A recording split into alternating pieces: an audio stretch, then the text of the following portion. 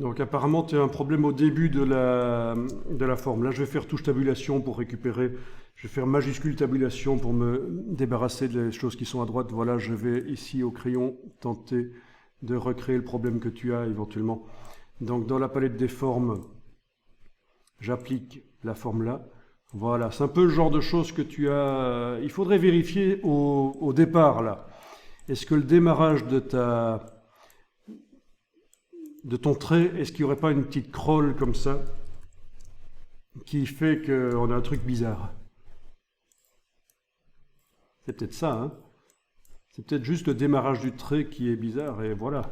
Évidemment, si je compare la forme que j'ai faite avant et la forme ici, juste à cause de ce genre de choses, quoi.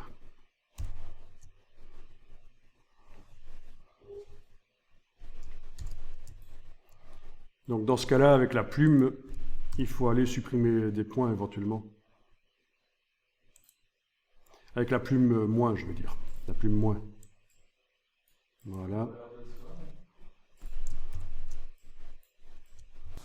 Mais donc le problème, c'est surtout que, voilà, la broche est trop large par rapport à la longueur du trait.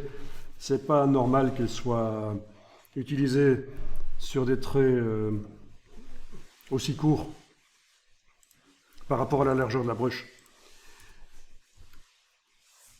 Donc soit on teste sur un trait plus grand, soit si on le fait sur un petit trait, comme ceci, voilà, je viens de faire un petit trait et d'appliquer la broche. Là j'ai des déformations quand même inacceptables. Voilà, oui. Et donc une solution, c'est d'aller... bon, il y a plusieurs solutions. Soit au niveau de la broche, on modifie la largeur de la broche, soit au niveau du trait ici, dans la palette contour, on modifie l'épaisseur du contour. Donc dans la palette contour ici, 0,1 par exemple, touche tabulation, voilà, le contour est moins épais et la broche est diminuée sur le contour. 0,05, touche tabulation, voilà. Et là on n'a plus ces problèmes. Donc vraiment il faut faire attention à ça quand on utilise la broche. Si c'est sur un trait trop petit par rapport à l'épaisseur de la broche, ça fait des choses foireuses. Donc ici, je vais réessayer sur un contour que je fais, voilà. J'applique la broche. Voilà, donc clairement, c'est trop petit. Ça fait des choses bizarres. Je vais double-cliquer sur la broche.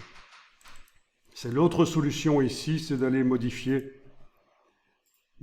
l'échelle ici.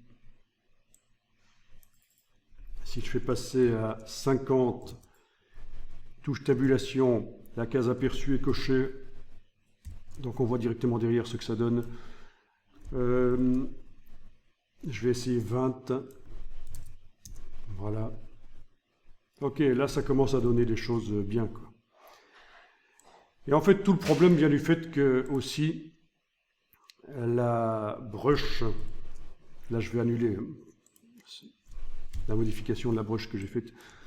Tout le problème vient du fait que la broche est fort grande, quoi. Par rapport à ma page, c'est une broche fort grande. En fait, quand on amène la broche dans la palette des formes, il vaut mieux qu'elle soit à la dimension à peu près à laquelle on va l'utiliser.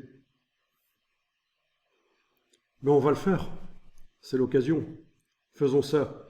On va faire la même broche que ça, mais en plus petit. Plus adapté à un format normal de page. Quel est le format de cette page d'ailleurs? Si j'active l'outil plan de travail, je vois dans les options ici 35 cm sur 28. D'accord? En activant l'outil plan de travail, on voit la taille du plan de travail. Et donc on peut dire que c'est un plan de travail de taille normale. C'est pas comme si c'était 3 cm sur 4 ou 350 cm sur 400. C'est une page normale. Il faut savoir que Illustrator est optimisé pour des pages de taille normale.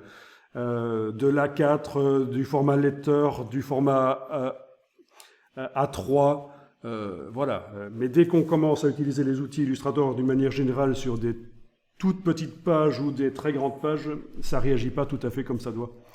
Ok, donc là, je réactive la flèche noire. Ces choses-là, c'est ce qui nous a servi à faire la broche au départ, donc avec les étoiles, avec un contour dont on peut modifier l'épaisseur. Donc c'est vraiment ce qui nous a servi au départ à faire la broche.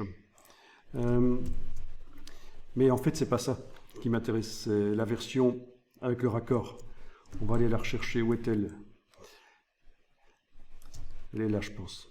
Voilà, c'est ça. Oui, oui, c'est ça en fait. C'est ce qu'on avait été chercher dans la palette motif. Donc, avec le raccord correct gauche-droite, les contours décomposés, c'est ce qui vient de la palette nuancier en fait, c'est le motif. Bien. Et donc, c'est ça qu'on avait amené tout à l'heure dans la palette forme pour faire notre forme. Et donc, c'est trop grand. Tiens, si je le ramène sur ma page, je vais voir quelle taille ça a. Voilà. Oui, par rapport à la page, voilà la taille que ça a. Et donc l'idée, c'est de le faire plus petit, avant de l'amener dans la palette des formes. Comme ça, je ne devrais pas jouer sur l'épaisseur des contours, ni sur la taille fixe dans les options de la forme. Donc avec l'outil redimensionnement ici, et la touche majuscule pendant que je bouge, je lâche le bouton à souris, puis la touche majuscule, je fais en sorte que sur ma page à peu près de taille habituelle, quoi, voilà, cette brush est la dimension à laquelle je veux l'utiliser sur mes objets. Et donc une brush, je pense que c'est plutôt ce genre de dimension qui nous intéresse. Voilà. D'accord? Voilà, et si j'amène ça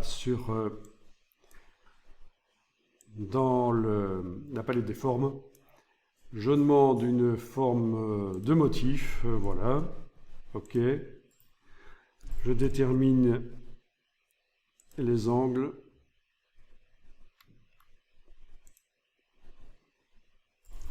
Ok. Là, voilà.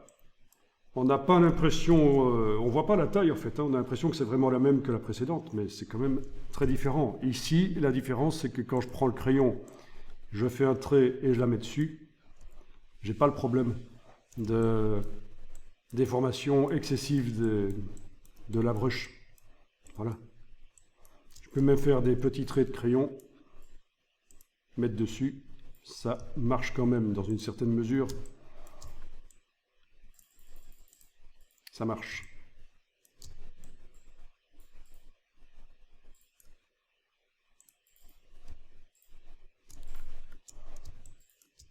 Voilà, en tout cas, ce qui compte, c'est que le raccord soit bon, qu'on ne voit pas de trous et que ce soit un flux continu d'étoiles ici, c'est vraiment très intéressant.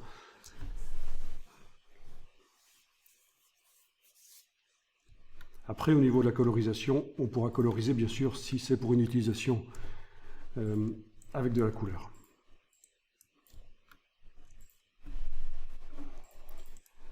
Ok, je vais enregistrer ça pour les archives. Et la suite, on va aller chercher un clip art, le vectoriser et en faire une brush de motifs, en passant d'abord par la création d'un motif Illustrator pour créer le raccord. Ensuite, on verra comment on peut utiliser le style graphique qu'on a vu tout à l'heure avec la branche et les feuilles pour rapidement le modifier, faire une mise à jour des formes, plutôt que parce qu'il y aura un travail de création de lettrines personnelles, et plutôt que de tout refaire depuis le départ, on peut utiliser quelque chose qui existe, donc tu verras à ce moment-là.